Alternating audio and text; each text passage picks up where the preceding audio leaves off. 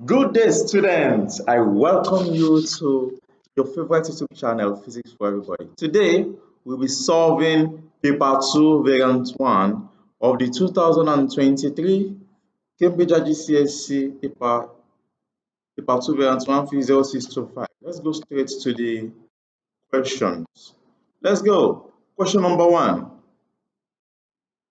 Which vector diagram correctly shows the force Z as the resultant of forces X and Y? Now you look at forces X and Y. This is force X, this is force Y.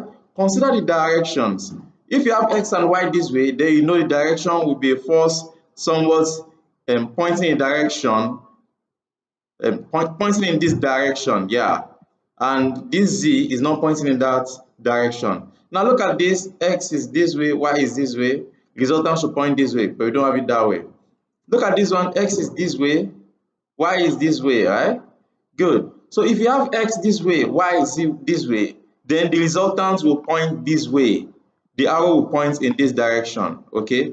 But the arrow here is pointing in the opposite direction. Now look at this, X goes this way, Y goes this way, the resultant goes this way, which is the third side of the triangle. That makes D the only correct answer to question 1. Okay, so we remove the rest of this, they are not part of the answer. Let's go straight to question 2.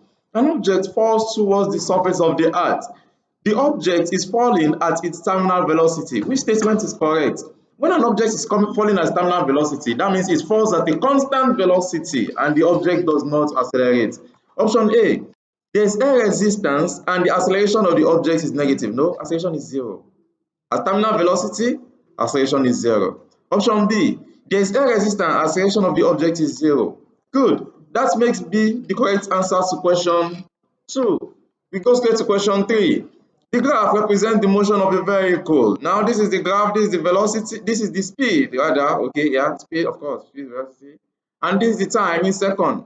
What is the distance traveled by the vehicle? If you look at this graph, the area of this curve, the area under this gradient represents the distance. Okay, that's how you get the distance. So how do you get the distance? What's the area of this? This shape is a triangle, and the area of a triangle is given by the formula half base times height. So we have half multiplied by, what's the base of this triangle? This is 400 seconds. So base is 400. And what's the height? The height is 20 meters. So we have 20 here. Half times 400 times 20, that will give you 4,000 meters. That makes C the correct answer to question 3. Question number 4. On the earth, a spring stretches by 5 cm when a mass of 3 kilograms is suspended from one end. The gravitational field strength on the moon is 1/6 of that on the earth. Which mass on the moon would stretch the spring by the same extension? Okay, so this is a question that involves you applying Hooke's law. Okay, and according to Hooke's law, the spring constant of any spring is the force divided by extension. The spring constant is a constant. That means the spring constant is F1 over E1 and is also F2 over E2. Okay, so if you are changing the forces, then the extension continues to change. Okay, so we always create this ratio as as a way of comparing the extension on a spring for different loads. This expression, we use it to compare the extension produced by a spring on different load, and this is the formula we'll be using. What is F1? That's the weight of the load. Okay, what's E1? That's the first extension. F1 is the first weight. What's F1? F1 is the mass of the object multiplied by gravity, right? Gravitational field strength on the earth is 9.8. Do not forget that you have to consider what is the instruction here, and you have to use 9.8 as the gravitational field strength on the surface of the earth, and that's what we're going to use in solving this question. So F1 is mg. Yeah, okay, so the F1 is the mass is 3 multiplied by 9.8. Good. And E1 is the extension of 5.0 centimeter. Okay, you don't have to write the 5.0, you can just write 5 centimeter. That's the E1. What's the F2? That's the second force. that will be applied, okay, when if the object is in the moon, okay. So F2 is the mass of the object multiplied by gravity on the moon. What's gravity on the moon? 1/6 of the gravity on the earth. So we have 9.8 multiplied by 1 over 6, okay. Do not forget that this 9.8 times 1 over 6 represents the gravity on the moon. The question already told us that the gravitational field strength on the moon is 1/6 of that on the earth. So you multiply gravity on the earth by 1 over 6. This gives gravity on the moon. And mass times gravity represent the force, okay? That's why we have this expression here as the force. And E2, that's the extension E2 produced. How do you get the extension E2 produced? Look at what we have here. You are told that which mass on the moon would stretch the spring by the same extension. So the extension E2 should be the same extension of 5.0 centimeters. Okay, so you can just write 5 centimeters here. So these are the values we will slot into this expression. Okay, F1 is 3 times 9.8. E1, that's the extension produced by the force F1. E1 is 5 centimeters. F2 is m times 9.8 over 1 over 6. E2 is the 5 centimeters. So let's plug these values into this formula.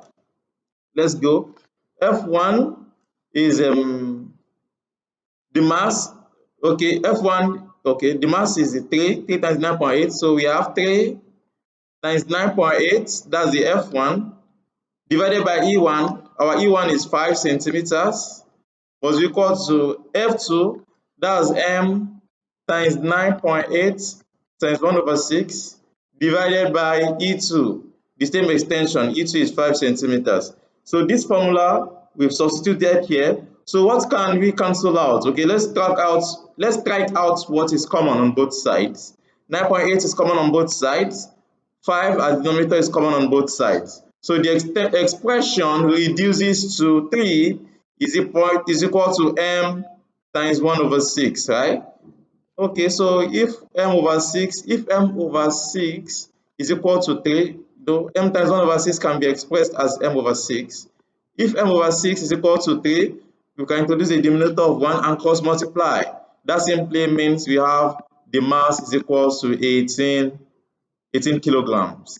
That's the correct answer. That makes option D the correct answer to this question.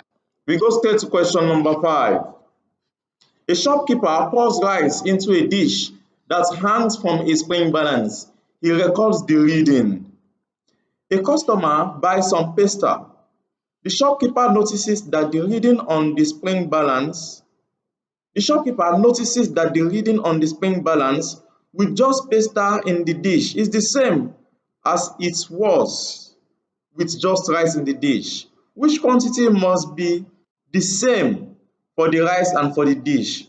Well, if the reading for the which quantity must be the same for the rice and for the pasta? If the reading for the pasta is the same thing as the reading for the rice, then it simply means they have the same mass. Okay, yeah, it simply means they have the same mass. And since this experiment was conducted on the earth, and weight is mass times gravity, so if mass is the same and gravity is the same on the earth, then it automatically means they have the same weight.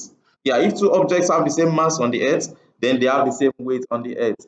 That makes D the correct answer to question number 5. Question number 6. A student determines the density of an irregularly shaped stone. The stone is slowly lowered into a measuring cylinder partially filled with water. This is the measuring cylinder filled with water. Which other apparatus does the student need to calculate the density of the irregularly shaped stone? What's the formula for density? Density is mass divided by volume. If you are using this measuring cylinder to get the volume, then what do you use to get the mass? We use a balance. So that's the only apparatus that we will need again, okay, in addition to the measuring cylinder to get the density. We go straight to question number 7. Let me erase this so we can have enough space to solve question number 7. I wrote this when I was going through the question. Question number 7, a train traveling horizontally in a straight line. A train is traveling horizontally in a straight line. A book is on a table in the train.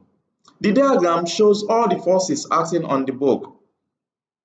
How is the train moving? Okay, A train is traveling horizontally in a straight line. A book on a table, a book is on a table on the train. The diagram shows all the forces acting on the train. How is the train moving? Okay, so look at what we have here. We have the direction of friction. If friction is acting in this direction, then it means ideally the book wants to move in this direction. Why? Because friction opposes motion. Friction acts in the direction that opposes the direction of motion. So if friction is acting this way, then it means the book wants to act this way. Why would this book act this way? Why would this book move this direction in the train? The only condition in which a stable object would want to move in a moving train is when the train is accelerating. Yes, there must be an acceleration, okay? There must be an acceleration. Why? Because force is equal to mass times acceleration. So for something to experience a force, because for this book to move, then it means there's a force acting on it. Yes, force causes motion. So for this book to experience a force, it automatically means the train is accelerating. There is an acceleration. Yeah, and according to Newton's first law of motion, the concept of inertia would let us know that automatically the train is moving this way. This is the direction in which the train is moving. Why the book tends to move in this direction towards the left. Okay, yeah. So when we have a train on a table, when we have a book on a table in the train, when the train accelerates this way, then the book tends to move in the opposite direction because of inertia. Inertia is the reluctance of a body to move while it's at rest or to stop while it's moving. So that simply means the train is accelerating this way. So what do we have? Accelerating to the left? No. Accelerating to the right? Yes, the train must be accelerating to the right. Okay, that's the only condition that would make the book to have a force that tends to move it in the opposite direction to the direction of the train. Yeah, that makes sense. That makes B the correct answer to question number 7. Question number 8. The diagram show 4 beams, each of negligible weight and freely pivoted. Which beam is not in equilibrium? You know, for a body to be in equilibrium, the resultant forces must be 0 and the resultant moment must be 0. Let us focus on the resultant moment, okay? Why? Because we are told that the body has negligible weight. The beam has negligible weight. So let's ignore the weight, let's ignore the forces and focus on the moment. So for this object to be in equilibrium, then the resultant anti-clockwise moment must be equal to the resultant clockwise moment. What's the anti-clockwise moment here? That's the 3 Newton multiplied by 2 centimeters. 3 times 2 will give you 6 Newton meter. Okay, yeah, 3 Newton multiplied by 2 meters, 6 Newton meter. That's the anti-clockwise moment. And what's the clockwise moment? 6 Newton multiplied by 1 meter. 6 times 1 gives us 6 Newton meter. So they are equal. That simply means this beam is in equilibrium. But we need the one that is not in equilibrium, right? Good. Let's go to number 2. Anti-clockwise moment will be 6 times 2. That will be 12 Newton meter. The clockwise moment will be 6 times 2. That's 12 Newton meter. So the clockwise moment and anti-clockwise moment, they are balanced, right? They are equal. Let's go to the next one. This is the next one. 3 Newton multiplied by 1 meter. 3 times 1, that will be 3 Newton meter. And what's the clockwise moment? 3 Newton multiplied by 2 meter. 3 times 2 is 6. That's 6 Newton meter. Okay. You see, they are not equal. That simply means that this one is not in equilibrium. You want to check this? Of course, you can check this. 2 Newton multiplied by 4 Newton multiplied by 2 meter. 4 times 2, 8. That's 8 Newton meter. Check this one. 4 Newton multiplied by 1 meter. Okay. So there are two objects producing the clockwise moment here. We have 4 Newton at a distance of 1 meter. 4 times 1 will be 4 Newton meter. Plus the second one, 2 Newton. What's the distance between this 2 Newton and the pivot? 1 plus 1 is 2. So the total distance here is 2. And the force is 2. 2 Newton multiplied by 2 meters. That will be another 4 Newton meter. Add them together. 4 plus 4, 8. So the clockwise moment here is equal to anti-clockwise moment here. This is the only case where the clockwise moment is not equal to anti-clockwise moment. That makes C the correct answer to question number 8.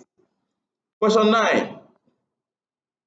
An object of mass 2 kg is moving with a velocity of 2 meters per second when it is acted on by a force of 4 Newton. The velocity of the object increases to 5 meters per second in the same direction. For which period of time does the force act on the object? What's the time duration? Well, this can be gotten from Newton's second law of motion, which gives us the formula for calculating force, as force can be defined as the time rate of change of momentum. Okay, that's this formula. F equals to m v minus u over t. And if you want to make t the subject, then we say the time is equals to mass, then v minus u over force. Now let's substitute into this formula. Time is equals to the mass. What's the mass? The mass is 1.2 kilogram. What's the final velocity? Final velocity is 5 meters per second. Initial velocity is 2 meters per second. And what's the time? Sorry, what's the force?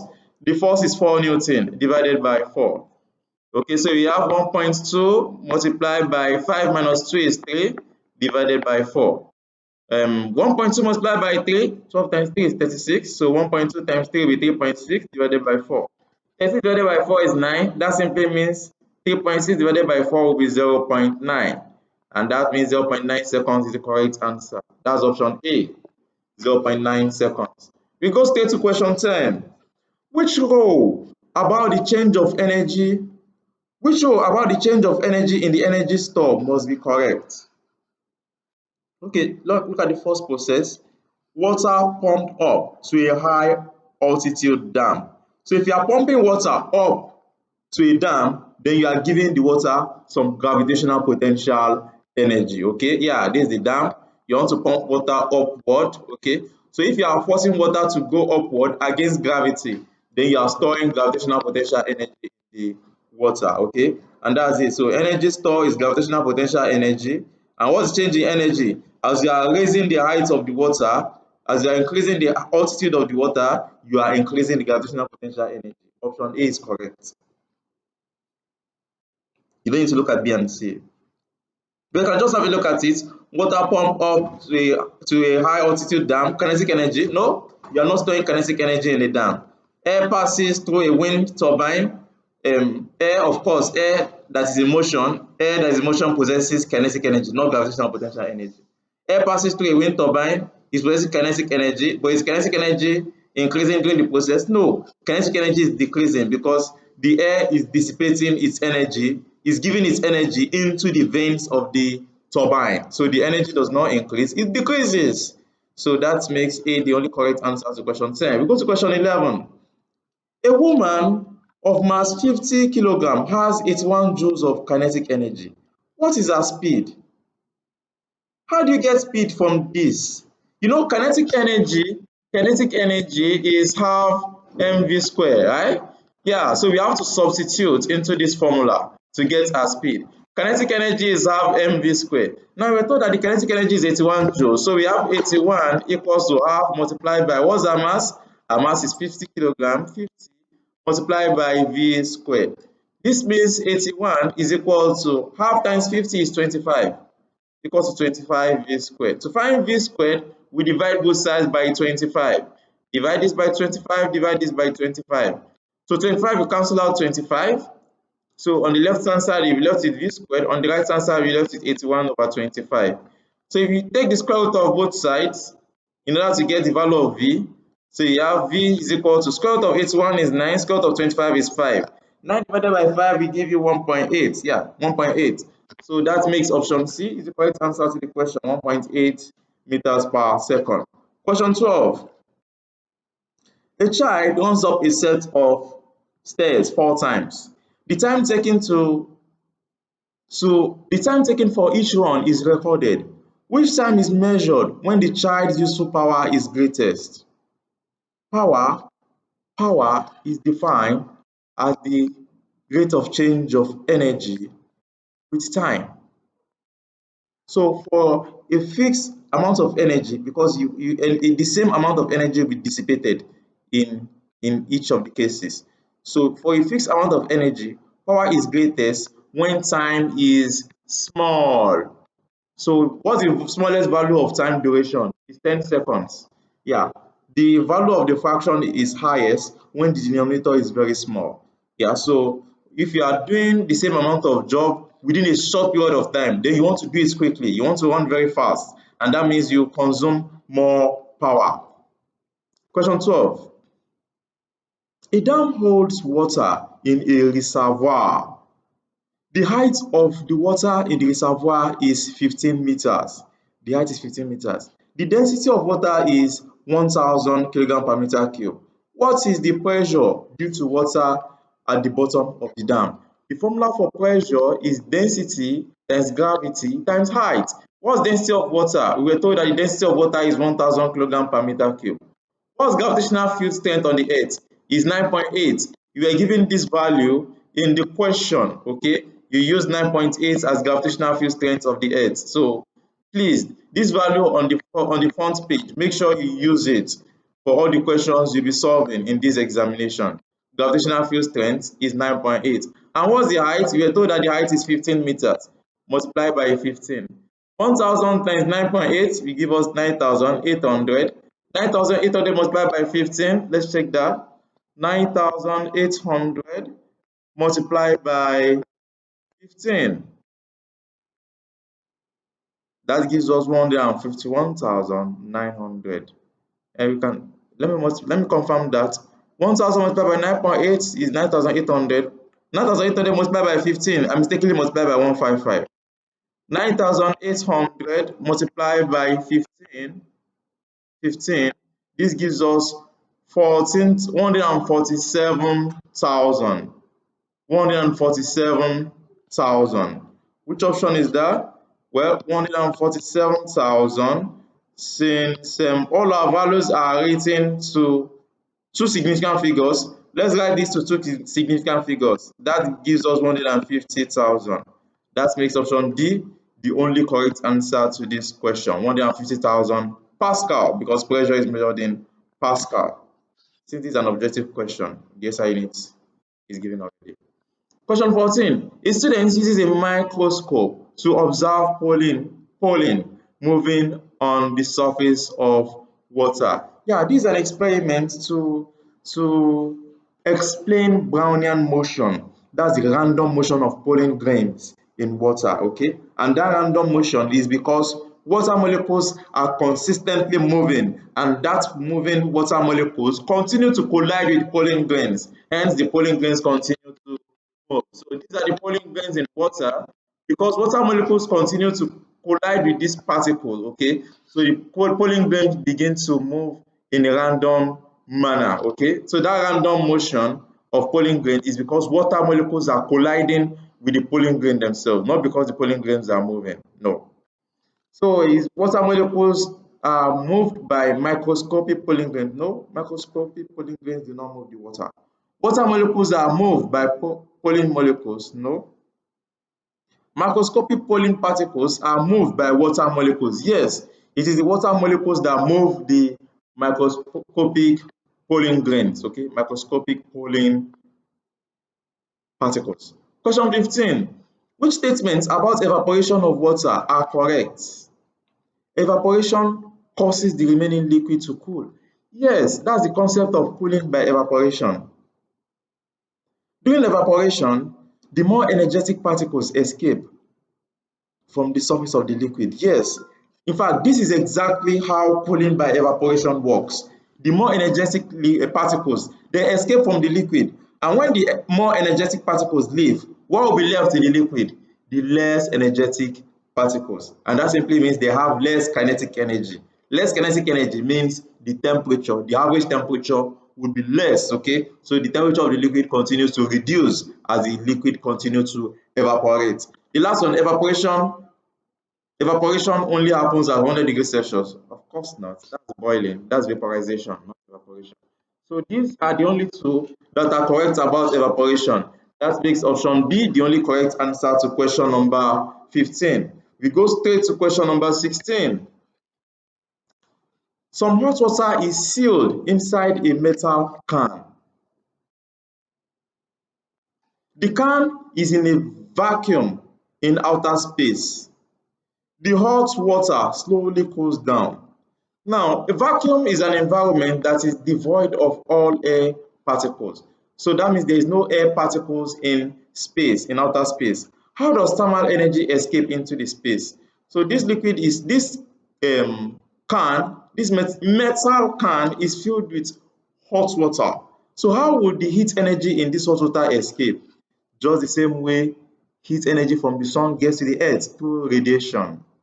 Yeah, heat energy will leave this can through radiation. But how would the heat energy leave through radiation without the heat escaping through the can of the container? Okay, let's assume that this is the metallic container. Okay, do not forget that this metallic container, the hot liquid, the heat energy of the hot liquid must flow from inside the container to the external walls of the container, okay, before radiation can now proceed, okay, before radiation of thermal energy can proceed.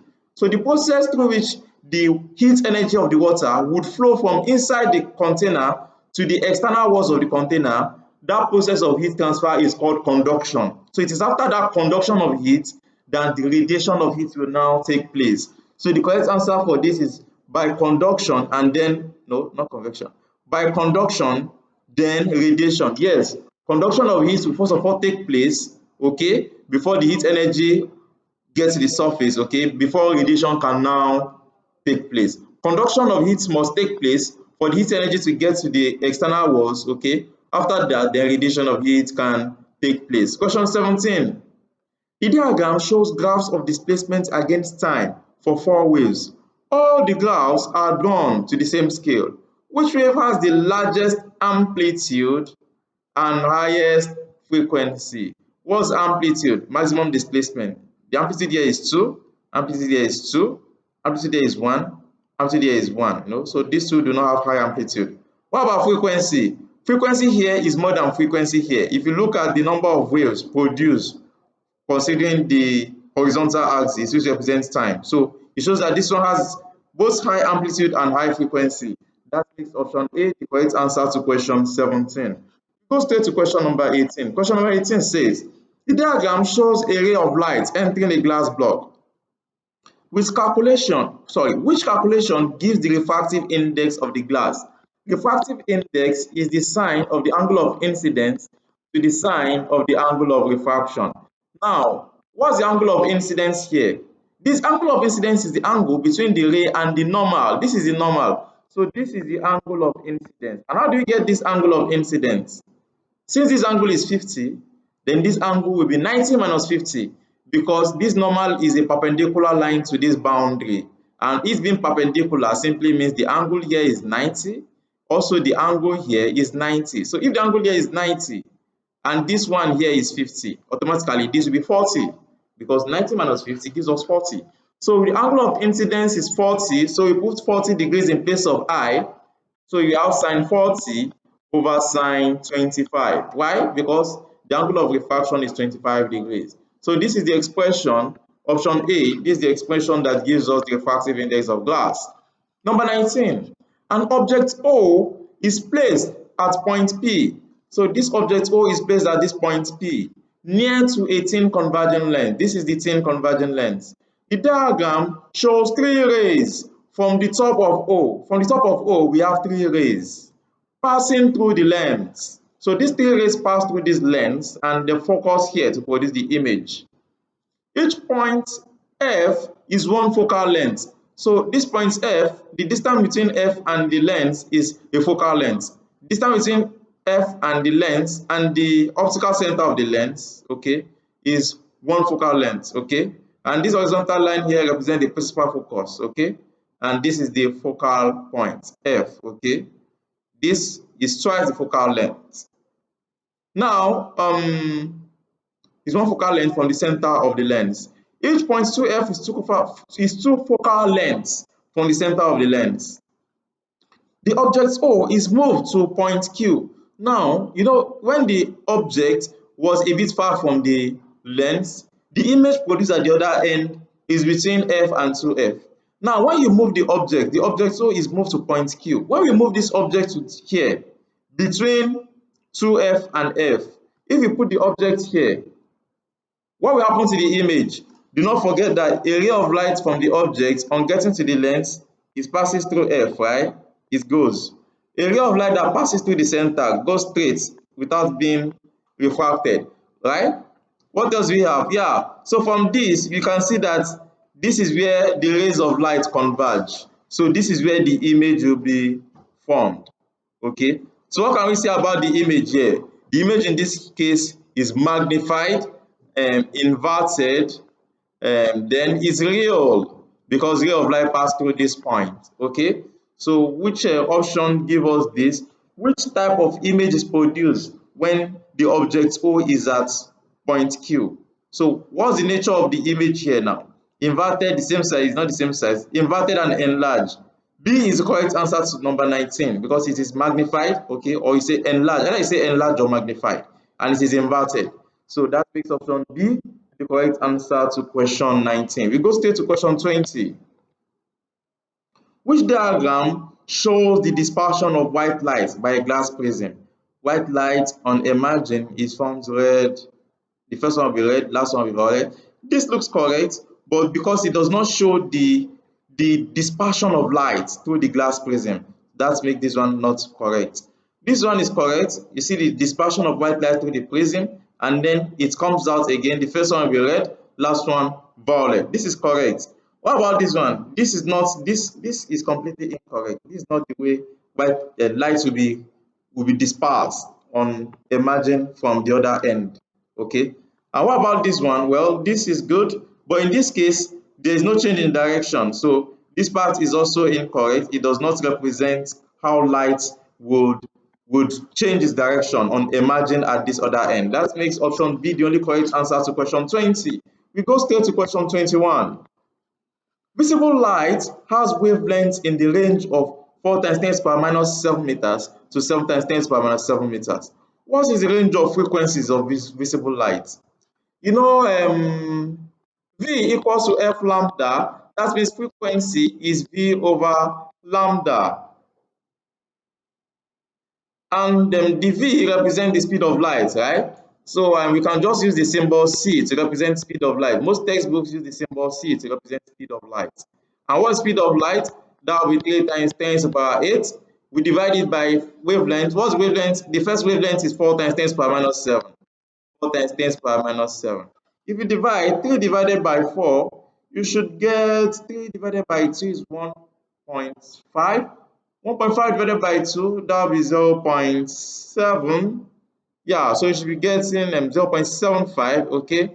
0.75 times 10 to the power 8 minus 7. That will be 8 plus 7, that will be 15.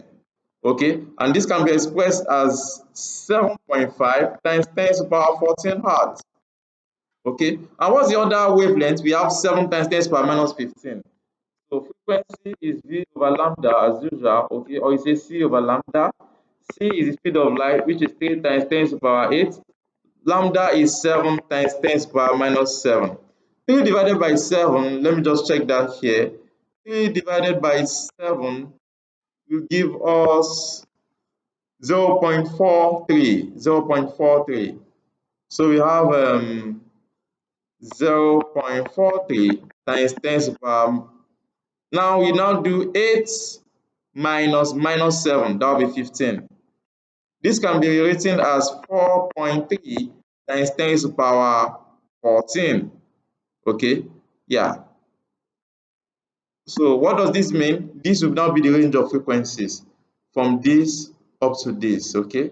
This will now be the range of frequencies. Okay, this is what the range of frequencies is. And that makes option D the correct answer, okay? 4.3 times 10 to the power 14 to 7.5 times 10 to the power 14 hertz. Question 22. Student X fires a starting pistol which produces smoke and sound. Student Y is standing 100 meters away and sees the smoke the instant it is produced. The speed of sound in air is 340 meters per second. What is the time delay between student Y seeing the smoke and hearing the sound? You know, from the formula, V is equals to Speed is equal to distance divided by time. Now you are looking for time delay. Time is distance divided by speed. What's the distance? The distance is 100 meters. Okay, we are told the distance is 100 meters, that the student stands 100 meters away. So you have 100 divided by what's the speed? Speed of sound is 340 meters. So 100 divided by 340, 100 divided by 340, that should be around 0.3, 0.29. 0.29 should be the correct answer. If you divide 100 by 340, you should get 0.29. Let's confirm that 100 divided by 340, we got 0.294. Yeah, that's 0.29 meters per second. That makes option A the correct answer to question 22. We go straight to question 23. An unmagnetized piece of soft iron is placed close to a strong magnet. This is a strong magnet, this is the unmagnetized soft iron. As shown, this diagram. What is the induced polarity of the end X of the soft iron? In which direction does the magnetic force on the soft iron act? Okay, this soft iron, this is a magnet, so automatically you know there will be attraction. So the soft iron, first of all, it would move towards the direction of the left. Okay, also since this is a magnet, okay, and this is just soft iron, there will be an induced magnet here, and since this is being attracted, it simply means this one would act like a south pole. Okay, that's when this attraction, yeah, that's what this attraction means. For this magnet to attract this soft iron, it means there's an induced magnetic field here. This ends at the south pole of the magnet, this end, the other end acts as the north pole of the induced magnet. Okay, yeah, so there's attraction. Okay, good. So polarity of the end X will be south, yes, and the force, the direction will be to the left. Okay, that makes option C the correct answer to question 23. Yeah, it's only option C that we have polarity south, then direction to the left. We go straight to question number 24. A plastic rod is rubbed with a cloth. This is a plastic rod, this is the cloth. The rod and the cloth both become charged as electrons move between them. The rod becomes negatively charged. You know, only electrons are free to move, right? So for the rod to be negatively charged, it simply means it has absorbed electrons from the cloth. Which diagram shows how the rod becomes negatively charged and shows the final charge on the cloth? Well, for the rod to be negatively charged, then it has absorbed electrons. That means electrons are flown to the cloth. This one shows the electrons are flowing this way. No? Electrons, yeah, electrons are flown from the cloth to the rod. That's correct. So the cloth, we have a resultant negative charge at the end, while the cloth becomes positively charged at the end. That makes option B the correct answer to question number 24. We go straight to question number 25. A wire has uniform circular cross-sectional area. Which statement is correct? The resistance of the wire is directly proportional to its cross-sectional area and inversely proportional to its diameter. Well, according to the concept of resistivity, resistance is resistivity multiplied by length divided by cross-sectional area. Let's see. Resistance of the wire is directly proportional to cross-sectional area. No, not correct. The resistance of the wire is directly proportional to cross-sectional area. Not correct. The resistance of the wire is directly proportional to its length. That's correct. And inversely proportional to its cross-sectional area. Correct. Option C is the correct answer. Why do we have to look at option D? Okay, ideally in the exam setting, you should look at option D in case you have missed something while answering this question. So let's just look at option D.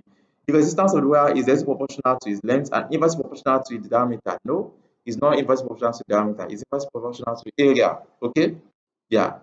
Okay, let's go. D, or you say inversely proportional to the square of the diameter. Yes, okay. You can also say inversely proportional to the square of the diameter because area is pi d squared over 4. So if the question has talked about the square of diameter, then that will be correct, okay? But let's leave this concept. 26. The diagram shows the current voltage graph for a metal. Current voltage graph. As current increases, as voltage is increasing, current continues to increase. What can be deduced from the graph? As voltage increases, the temperature of the wire is increasing. No? As voltage increases, temperature does not increase because you have a straight line here. If temperature was increasing with voltage, then this graph would would form a curve this way, indicating that temperature has increased to a very high value that it does not allow the current to increase again as voltage increases. Okay, so this is what the curve looks like for a non-ohmic conductor like the filament lamp. Let's continue. As voltage increases, temperature of the wire decreases. No, there's no relationship between voltage and temperature. That's why we have a straight line. Let me remove this because this is not what we are talking about. We have a straight line here, so there's no relationship between voltage and temperature. Option C, as voltage increases, the resistance of the wire increases. No, as voltage increases, the resistance of the wire remains constant. Yes, resistance is constant.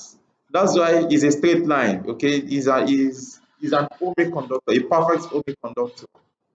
Resistance is constant. That's why we have a perfectly straight line as the gradient. Question 27. A battery is connected to a circuit. As this, it is switched on for 1 minute. During that time, there is a current of 0.4 amperes in the circuit, and the battery supplies a total of 48 joules of energy. Which role gives the charge that passes and the electromotive force EMF of the battery? How do you get the charge? Q is equal to IT. This is the formula for getting the charge, where I is the current and T is the time. The time here is 1 minute. The time must be expressed. Oh, yeah. Charge that passes in 1 minute. Okay, so we don't have to express our time in second because the charge that passes in 1 minute. Okay, so charge per unit minute. So this means Q will be the current. The current here is 0.4 multiplied by time. The time here is 1 minute, right? So the charge that passes per minute will be 0.4 coulomb per minute. Okay, so it means the correct answer will be any of these two. Now, how do you get the EMF of the battery?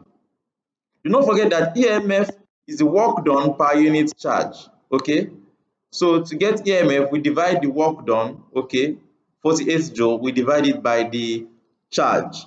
But do not forget that the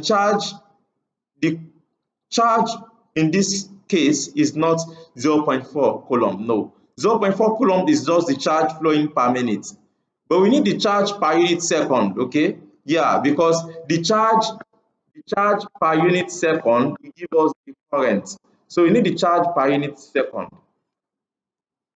Yeah, so we use the expression Q is equal to IT. Okay, that's what we use here. So we can say the EMF, okay, the EMF is work done per unit charge. So instead of writing Q here, we can just write I times T because it is I times T that gives us the Q, the real value of Q, not just the charge in 1 minute. Okay, so we have the EMF is equals to what's the work done? Work done is 48 joules. So we have 48 divided by what's the current? The current is 0.4 amperes.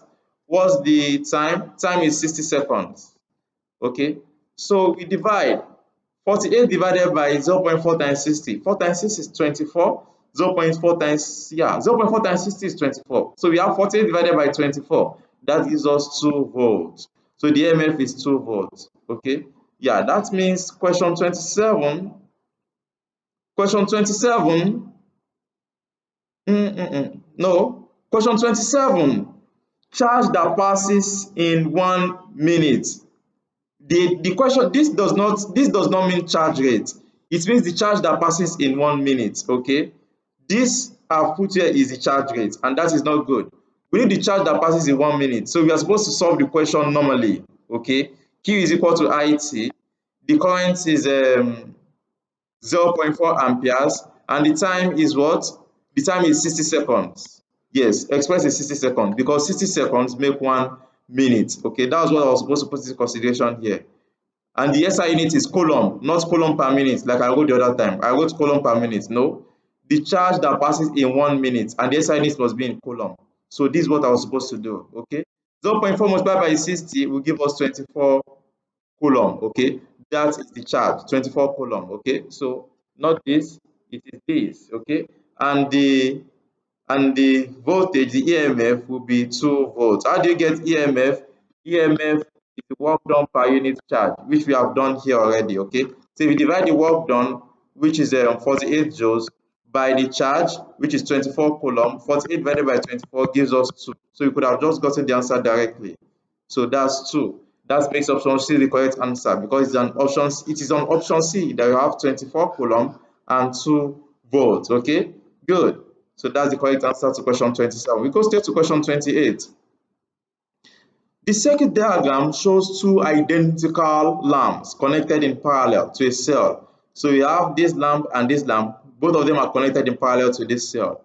Three ammeters X, Y, and Z are all connected to the circuit as shown. Which statement about the current in X is correct? It is equal to the current in Y and to the current in Z. Current in all these three are equal, no? Because the current flowing from the cell on getting to this here, on getting to this node, no, on getting to this node, it will be divided. Half of it will flow through Y, and the remaining half will come and flow through Z. That is what happens in electric circuit. Current flowing coming from the battery on getting to this node, it is divided, it will be shared, it will be divided into two. Okay, it will be divided into two.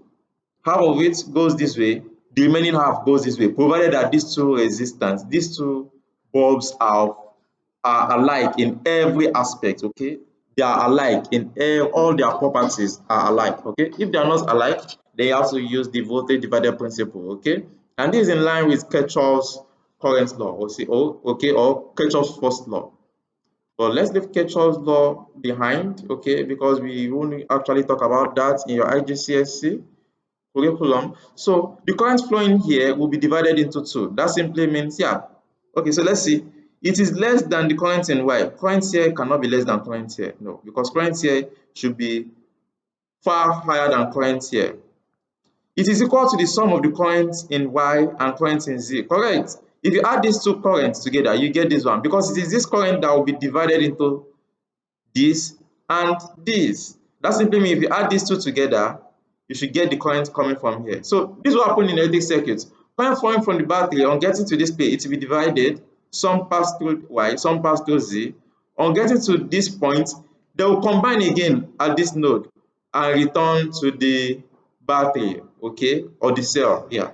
So that makes option C the correct answer to question 28. We go straight to question 29. A student connects the circuit shown. Which switches must be closed for the bell to ring without lighting the lamp? We don't want this light to come on, so it means this switch must be open so that the light will not come on. But this is the bell. We want this bell to ring, so we have to close this switch, okay, so that current can come from the battery, flow through this bell. Okay, we want the bell to ring, and the current has to return to the battery. Okay, we have to complete the circle, so you have to close this one too. So the only two switches you need to close are 1 and 3. 1 and 3 only. That makes option B the correct answer to question 29. We go to question 30. The diagram shows an AC generator. Now look at the AC generator. We have yeah, we have a magnetic field, we have a conductor that is free to rotate in a magnetic field.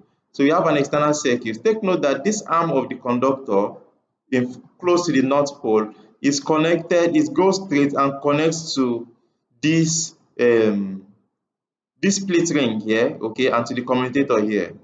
While this right hand end of the conductor, the part close to the south pole, comes this way and connects to the first slip ring, and through the first slip ring to this commutator here. Okay, that simply means the current flows this way and passes through this conductor XY. Okay, this is just a voltmeter to measure the voltage. So this is actually the active part of the circuit. Now, the graph shows the potential difference PD between points X and Y. Potential difference between point X and Y is shown like this. So potential difference goes up, goes down, on and on and on. And that's exactly the graph of an AC circuit. So potential difference between points X and Y plotted against time. A positive value of PD indicates that X is more positive than Y. Okay, so this positive potential difference indicates that X, which is connected to this commutator, to this split ring, and up to this is more positive than y. Yes, well, that's fine. When it's rotating in a clockwise direction, so x sweep through the front of the north pole, sweeping through the magnetic field. Okay, so it indicates x having maximum voltage, okay, higher voltage. Okay, so also, and then as it rotates, the voltage of x will start dropping. It gets to zero when x has rotated and taken this position. Okay, then x continues to rotate till it gets to the front of the south pole. Okay, and that's what happens here. X goes down. At P, x is sweeping through the front of the south pole, and it has the lowest possible voltage with respect to the side y. Okay, so when do we have this on this diagram? When x is sweeping through the front of the south pole, right? Yeah, when x is sweeping through the front of the south pole. Where do you have x sweeping through the front of the south pole? X, this is, let's see. Which diagram shows the position of the coil P on the diagram? And according to this diagram here, we have a positive value of PD indicates that x is more positive than y. Okay, so x more positive than y, but here you are looking for when x is more negative than y. Yeah. So when do you have x being more negative than y? Let's look at what we have here. X, this is the slip ring that connects to x. Yeah, this is option C. That's when we have it. When x is sweeping through this phase, when x is here, that's when we have the conductor here, because that's when we have the minimum positive, the minimum possible potential. Okay, okay, yeah. When it rotates this way, when it's sweeping through, when it's sweeping through this south pole, then we have it at the maximum positive potential. When it's sweeping through the north pole, when x is sweeping through the north pole, we have the minimum positive potential, and that's what we have here.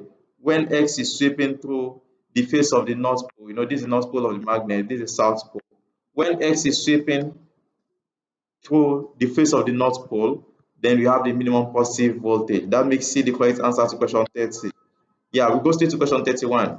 An electron moves into a uniform magnetic field. The arrow shows the initial direction of the motion of the electron. Electron was moving this way. The direction of the magnetic field is into the plane. So this X is just like an arrow. Okay, if you are looking at an arrow, you see a dot. Okay, when an arrow is fired towards you and is coming towards you, the arrow head looks like a dot. And if you are the one that fires an arrow and the arrow is going away from you, you see it as an X. Okay, which is the veins of the arrow. Okay, the feathers looks like an X. So this is what this illustrates. It shows that the lines of force are moving into this paper.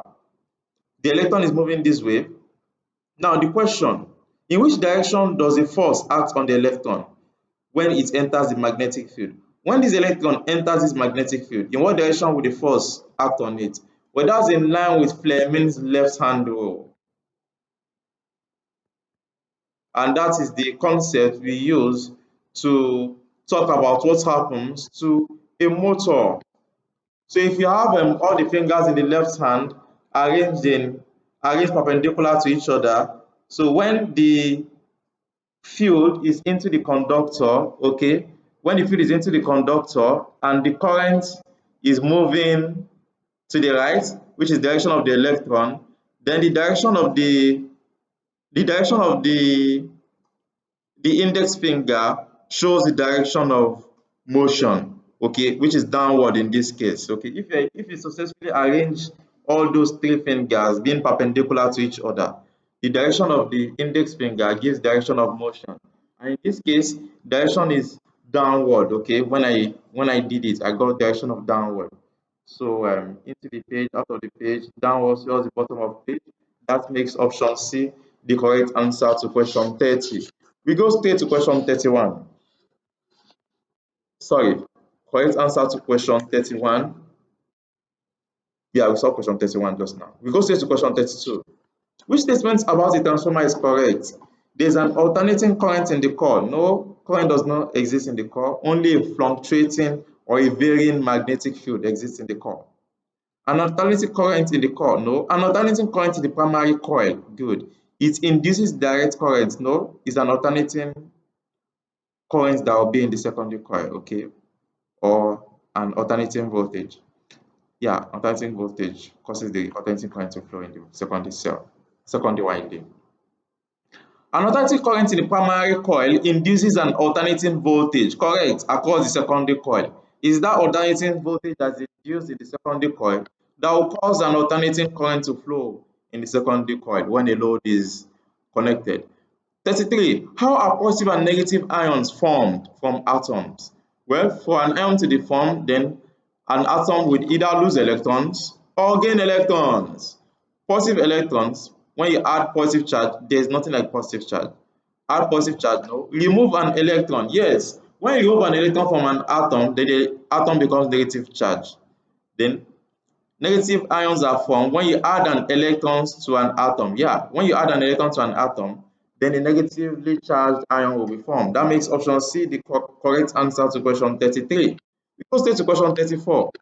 A nucleus of element X is represented as, we have X 5626. This 26 is the atomic number. This 56 is the nucleon number or the mass number. What is an isotope of element X? Well, in the concept of isotopy expresses the idea of two atoms having the same atomic number but different nucleon number, okay, or different mass number. So, which of these atoms has the same atomic number as X? It's only option B that the atomic number is the same thing, okay? That makes option B the only isotope of element X. Question 35. A radioactive source is placed near a detector connected to a counter. 210 counts are recorded by the counter in 3 minutes. Background count rate is 20 counts per minute. What is the correct count rate for the radioactive source? You know, 210 counts was recorded in 3 minutes, right? And so how many counts will be recorded in a minute? We have 210 divided by 3. So we have 70 counts per minute. But do not forget that there is background rate of 20 counts per minute. So you have to subtract this background rate. Okay. So this will now give us the actual emission due to the radioactive isotope. What is the correct count rate for the radioactive source? Okay, so for the radioactive source alone, this will be correct count rate, 50 counts per minute. That makes A the correct answer to question 35. We go straight to question 36. The background count rate, so the background count rate measured by radioactive counter is 40 counts per minute. With the counter close to a radioactive source, the counter reading is 960 counts per minute. The half-life of the source is 20 minutes. What is the counter reading 1 hour later? Well, we have the background count rate as 40 counts per minute, okay? And when you are close to the source, we have 960 counts per minute. So what will be the actual count per minute due to the radioactive source? Subtract background noise from what we have here. So you have 960 minus the one due to the background noise, okay, due to the background radiation. So if you subtract 40 from 960, we have 920. This is the actual count per minute for the radioactive source, okay. Now we have the half-life has been 20 minutes. What will be the count 1 hour later? Do not forget that how many 20 minutes can you get in 1 hour? 20 times 3 gives you 60 minutes. So there are 20 minutes. There are 3 of it. You can get 3 of these 20 minutes in 1 hour. Okay. So this radioactive substance would undergo its half-life 3 times.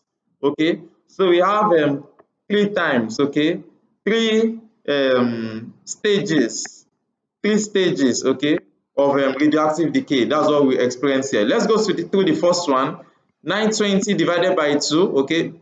Yeah, the half-life is 20 minutes. So for the first 20 minutes, 920 divided by 2, that will give us 460 counts per minute. The second stage, 460 divided by 2, that will give us 230 counts per minute. The last stage, 230 divided by 2, that will give us 115 counts per minute. This is exactly what we have at the end of the process, okay, after 1 hour, okay. This will be the count per minute, okay. But because our radioactive our detector would always pick background noise, so we have to put background noise into consideration. 40 counts per minute. Okay, so 115 plus 40, that will give us 155 counts per minute. That is exactly what our counter will read. It will read 155 counts per minute. And that makes option C the correct answer to question 36. Okay, so I have to erase all of this so they don't affect how I will solve question 37. Now let's go straight to question number 37. Question number 37 says, which planet in our solar system is nearest to the sun? And what is the nature of the planet? Well, you know the number one planet is Mercury, and the first four planets, the four planets closest to the sun, they are rocky. So that makes option A the correct answer. Mercury is a rocky planet. We go straight to question 38. These last ones are very easy. A space station orbits the Earth at a distance of 7,000 kilometers from the Earth center. It makes 15 orbits in every 24-hour period. What is the speed of the space station in its orbit? What's the formula for calculating speed? Speed is distance divided by time. What's the distance? Do not forget that if this is the Earth, okay, the space station will be moving in circle, okay, and that means the distance will be the circumference of this circle, which is 2 pi r. Okay, or you say 2 pi d, where d is the distance between the satellite and the center of the Earth. So 2 pi d, okay, yeah. So that's what we're going to be doing here. The distance will be 2 pi, of course, the formula for circumference of a circle is 2 pi r. So that r will be the distance between the satellite and the center of the Earth. This will be the r, okay. So we have 2 times pi is 3.14. 2 pi r is the radius or the distance between the satellite and the center of the Earth. Then we divide by 24 hours. But do not forget that this 24 hours is not the time for one orbit. It's the time for 15 orbits. It makes 15 orbits every 24 hours. So 15 orbits is being made. So you are supposed to have 15 times of this. So we should have 15 orbits. 15 times of one orbit. One orbit is 2 pi r. So this is the expression we have. This is 15 orbits, 15 times one orbit. One orbit is 2 pi r, okay? So that's for the distance, okay? That's the circumference of this circular part divided by time taken. Time taken is 24 hours. So you take your calculator, you multiply 15 times 2 times 3.14 times 7,000 divided by 24. So let me put that here. 15 times 2 times pi times r divided by 24. This gives me 15 times 2 pi r divided by 24. This gives me 27475. 27475. This gives me 27475 meters per second. Since all our values are written to two significant figures, let's express our answer in two significant figures. That gives us 27,000 meters per second. That makes option D the only correct answer to question number 38. We go straight to question number 39. Let's go. Question 39 says, which nuclear reaction powers a stable star? Okay, from the life cycle of a star, when you have a stable star, you know the only thing that is happening in the nucleus is nuclear fusion, and that is when two hydrogen atoms will fuse together to form a helium atom. Yeah, so you have deuterium, you have deuterium and tritium fusing together fusing together to form um, helium atom, and there will be one neutron that will be free to wander about. Okay, that is nuclear fusion happening in the sun. And if you look at it, nuclear fission, no, nuclear fusion of a krypton, no, nuclear fusion of hydrogen nuclei producing helium. That makes option D the correct answer to question 39. Question 40. Which stages of the life cycle of a star are listed in the order that they occur? Interstellar dust cloud, stable star, proton star, no, no, no. Proton star, red giant, stable star, no. Red giant, white dwarf, proton star, no. Stable star, red giant, white dwarf. Correct. That makes option D the correct answer. So we'll be talking about life cycle of a star in detail in subsequent video. Okay, and ensure you visit this YouTube channel, okay, to watch that video, okay, and also ensure you always join me for other revision videos.